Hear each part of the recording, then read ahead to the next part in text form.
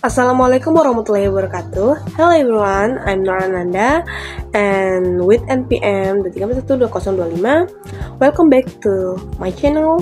In today's video, we are going to discuss the fundamental topic of customer and market in the context of technopreneurship.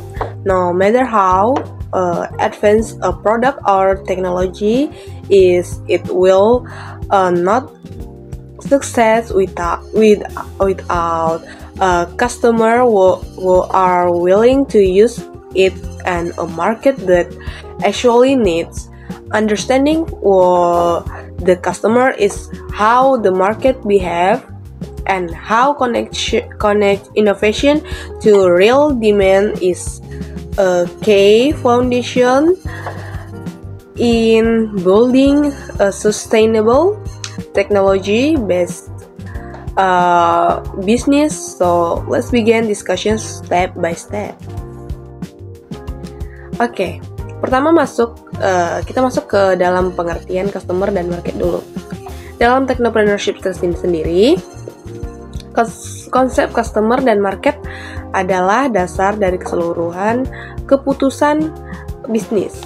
Customer itu adalah individu atau organisasi yang menggunakan atau membeli suatu produk atau layanan. Sementara itu, market merupakan kumpulan dari calon pelanggan yang memiliki kebutuhan tertentu dan mampu membayar untuk solusi tersebut. Tanpa memahami siapa yang akan menggunakan produk, bagaimana pasar bekerja, sebuah inovasi hanya menjadi teknologi tanpa nilai. Maka setiap technopreneur harus memulai pertanyaan siapa yang membutuhkan produk ini gitu, dan apakah mereka memiliki alasan untuk membayarnya. Nah, pemahaman terhadap ini pelanggan dan pasar akan mengarahkan technopreneur dalam mengambilkan keputusan mulai dari desain produk, strategi harga, hingga cara promosi yang efektif sesuai kebutuhan nyata di lapangan. Nah, selanjutnya ada jenis-jenis customer. Nah, jenis customer sendiri tuh jika dilihat dari proses adopsi inovasi ya, pelanggan biasanya terbagi menjadi 3 kelompok dengan perilaku yang berbeda. Nah, yang pertama ada early adopters, yaitu kelompok orang yang mencoba teknologi baru lebih cepat dari orang lain gitu. Mereka sering menjadi sumber evaluasi awal karena memberikan masukan tentang kelebihan dan kekurangan suatu produk sebelum masuk ke pasar luas. Nah, yang kedua ada mainstream customer, yakni mayoritas seperti pengguna yang baru tertarik gitu ya, menggunakan produk setelah melihat bukti keberhasilan dari reputasi produk sendiri gitu. Mereka tuh lebih rasional, membutuhkan jaminan nilai sebelum memutuskan. Nah, yang terakhir ada laggards, gimana sih bacanya?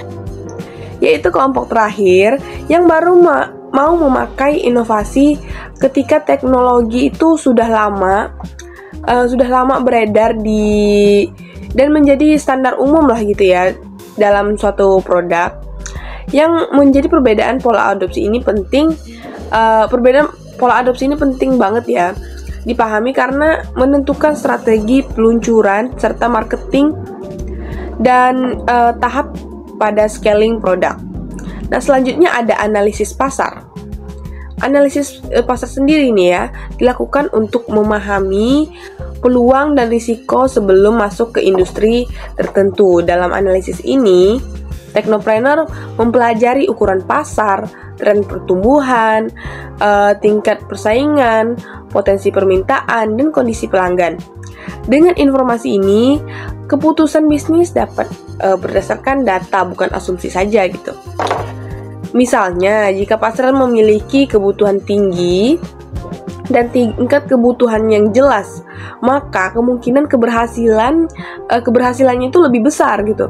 Sebaliknya, jika pasar tuh stagnannya dan sudah pesaingnya itu sudah kuat gitu ya, maka strateginya itu harus lebih spesifik dan berbeda tentunya ya.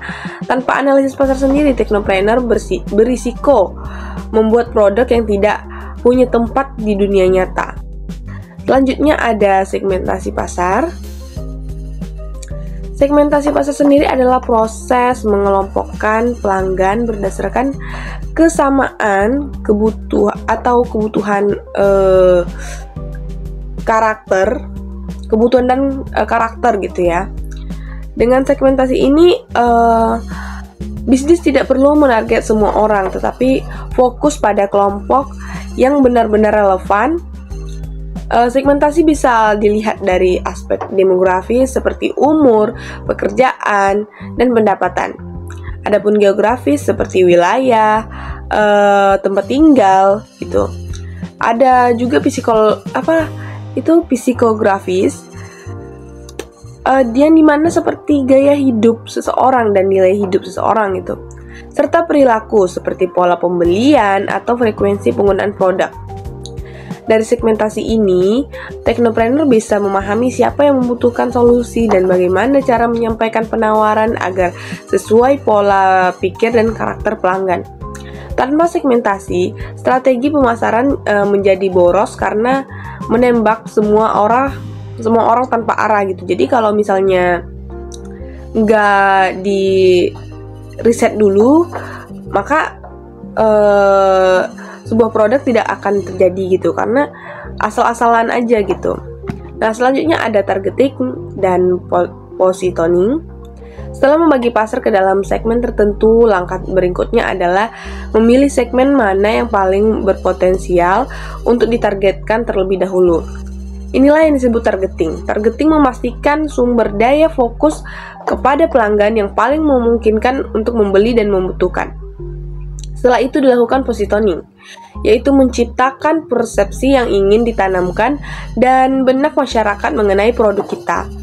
Positioning itu menjelaskan ya alasan kenapa produk kita itu berbeda dan layak dipilih dibanding kompetitor-kompetitor yang lain. Contohnya seperti aplikasi kelompok kami yaitu Nutriscan, tidak hanya diposisikan sebagai aplikasi kesehatan, tetapi sebagai solusi AI untuk gaya hidup sehat yang memberikan citra nilai yang lebih kuat gitu. Nah, selanjutnya ada customer discovery. Customer discovery sendiri adalah proses memahami pelanggan secara langsung sebelum membuat produk dalam versi final. Tahapan ini dimulai dengan mengidentifikasi masalah pelanggan, melakukan wawancara atau survei untuk memvalidasi masalah, kemudian menawarkan solusi awal untuk melihat responnya gitu. Dari proses ini, teknopreneur juga bisa memutuskan apakah produk bisa dilanjutkan, diperbaiki, atau bahkan di-pivot jika kenyataan di lapangan berbeda dengan rencana awal gitu. Inilah alasan kenapa banyak startup gagal. Mereka membuat produk dulu baru mencari masalah gitu kan. Nah, tentu saja itu salah ya.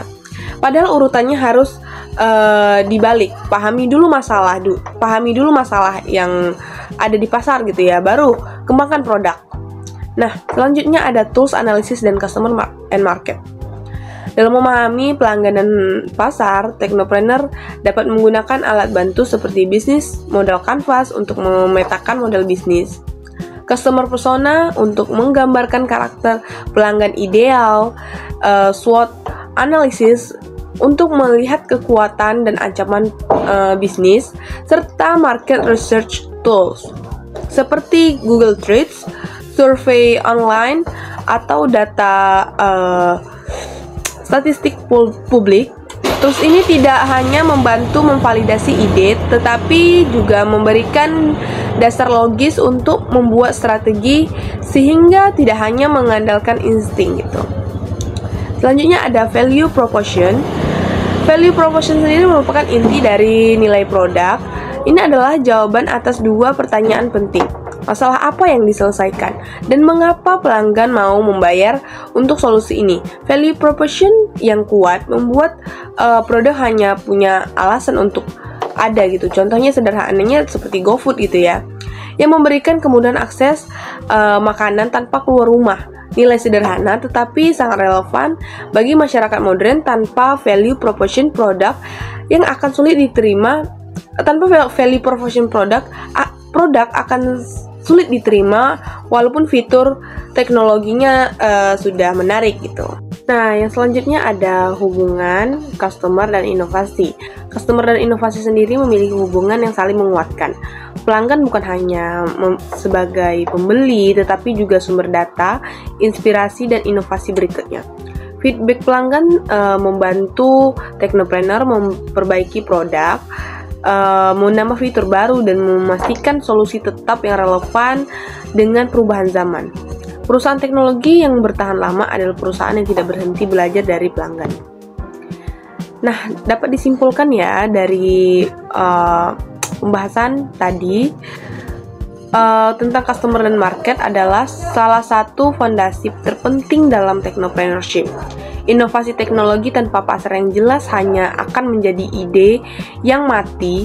Dengan mengetahui siapa pelanggan, bagaimana pasar bergerak, dan bagaimana menargetkan segmen yang tepat, serta memberikan nilai yang jelas bagi pengguna, Technopreneur dapat membangun produk yang bukan hanya menjadi yang tercanggih secara teknis, tetapi juga memiliki nilai ekonomi yang nyata. Okay, that incomplete explanation about customer and market.